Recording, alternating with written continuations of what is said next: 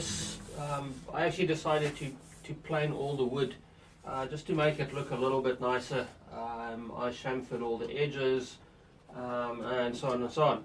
Now the last thing that needs to happen is I just need to make some of these wooden pegs, because what I'm doing is I've actually drilled a hole through there, and then as I drive this through, it will pull the mortise and tenon tight. So obviously that hole, you don't drill it so that it lines up with the side of your of the table leg or whatever. You drill it a little bit sort of in, so that as this pin goes in, it pulls the joint together. So I'm just going to get you in a little bit closer, and then I'll just quickly run through making one of these little pins. Now this wood that I've got here is, I believe, mahogany, and it's also it was one of the big beams in a pallet. So and this is obviously a really nice hard wood. So what I'm going to do, this has been cut a little bit bigger than what I need. But now I'm just going to turn the square into an octagon.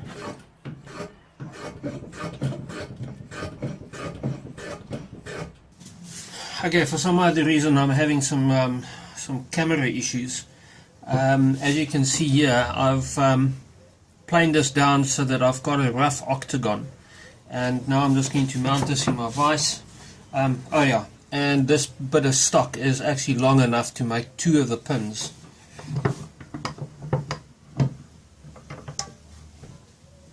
So now I'm just going to mount it in here, and then use one of these rasps and just shape this up.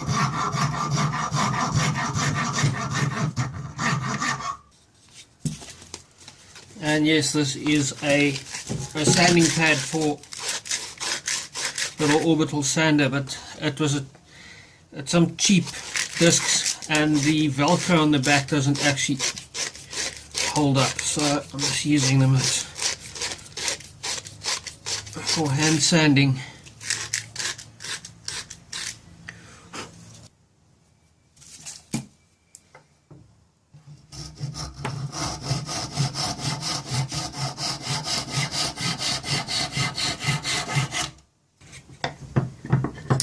Right, and then we've got the two pins that I need just to finish this this anvil stand off.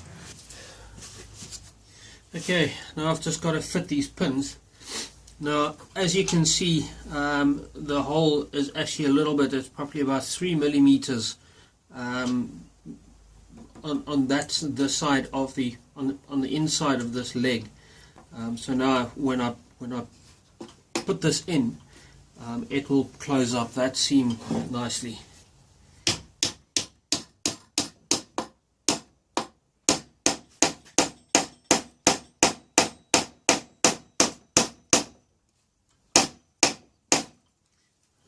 There we go. I've just got one more pin to do, and then I'll be back with you. I'm going to attach this with some lag bolts, just to give it extra strength, seeing that this is where the anvil is going to rest.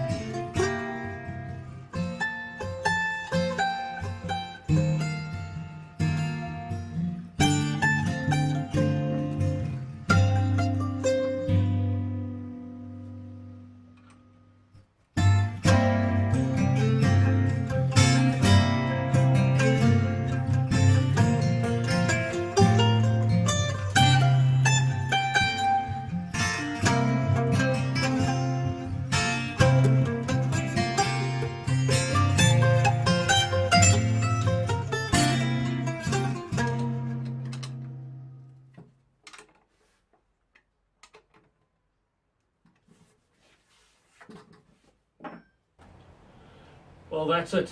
I've mounted all the pieces, and then I've also mounted the anvil. Now this little anvil has got it's a cast anvil, so it's not the best in the world, but it's the one I've got to work with, and I'm only doing light work on it. So what I've done, just to make it extra secure, I've put a little block in the bottom that actually locks it in position, and then 2 pieces of angle iron with a little bit of packing just to keep it down. If I find that the stand is not heavy enough, I can always put some counterweight down on the bottom level, but I don't think it's going to be necessary. Oh, excuse me. I really hope you enjoyed this series of videos. Please remember to hit the subscribe button. Tongue twister.